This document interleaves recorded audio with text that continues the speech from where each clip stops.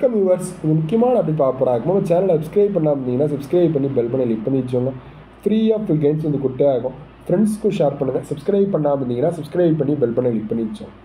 என்ன அப்படின்னு பார்த்தீங்க அப்படின்னா, நிறைய ஸ்டூடெண்ட்ஸ் வந்து கேட்குங்க, சார் இன்னும் ஒரு 45 டேஸ் தான் சார் இருக்குது, இன்னொரு 40 டேஸ் தான் சார் இருக்குது, 35 டேஸ் தான் சார் இருக்குது அப்படின்னு நிறைய ஸ்டூடெண்ட்ஸ் வந்து கேட்டுருக்கீங்க.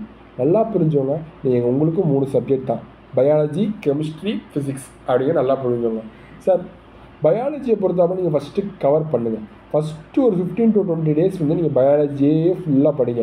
என்செட் புக்கு 11th 12th ஃபுல்லாக ஃபிங்கர் டிப்பில் வைங்க. அதுக்கப்புறம் ஸ்டேட் போர்டு எஸ்சிஆர்டி வந்து நல்லா படிங்க. எஸ்சிஆர்டி போர்டெலாம் கவர் பண்ணுறது நீங்கள் ஈஸியாகவே கவர் பண்ணிடுங்க. ஏன்னா 11th 12th நீங்கள் படித்த சப்ஜெக்ட் தானே, அப்போ நீங்கள் ஈஸியாகவே கவர் பண்ணிடுங்க. ரிப்பீட் படிக்கிற ஸ்டூடெண்ட்ஸ் வந்து இந்த 2 பேஸு கண்டிப்பாக படிங்க. 11th என்செட்டு எஸ்செட்டு, 12th என்செட்டு எஸ்செட்டு வந்து ஃபுல்லாக பாருங்கள். ஃபஸ்ட்டு இது என்செட்டை படிச்சுட்டு அதுக்கப்புறம் எஸ்செட்டை படித்து படிங்க. அதுக்கப்புறம் உங்களை வந்து என்ன பண்ணால் எம்சிக்யூஸ் வந்து போட ஆரம்பிச்சிருங்க. எம்சிக்யூ வந்து போட ஆரம்பிச்சிருங்க. அதுக்கப்புறம் ஓரளவு வந்து பார்த்தீங்க அப்படின்னா நீங்கள் பயாலஜி வந்து ஃபுல்லாக கவர் பண்ணிடலாம்.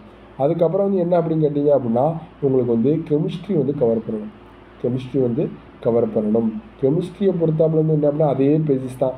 12th என்செட்டு, 12th என்செட்டு, அடுத்து 12th எஸ்செட்டு, 11th எஸ்செட்டு. அது வந்து ஓரளவு வந்து கெமிஸ்ட்ரியை ஃபுல்லாக அப்ரிவேஷனாக போட்டுருங்க.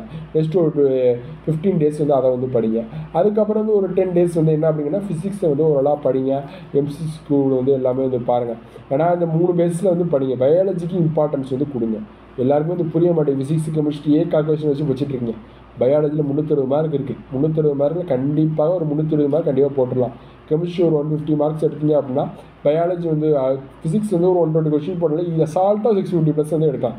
கண்டிப்பாக வந்து நெகட்டிவ் மார்க்ஸ் வந்து இருக்குது. படிக்கிறத குறிப்பிட்டு படித்தாலும் இது தெளிவாக படித்து நல்லா பண்ணீங்க அப்படின்னா கண்டிப்பாக சீட் வந்து கிளியர் பண்ணிடலாம். சரி, பார்க்கலாம்.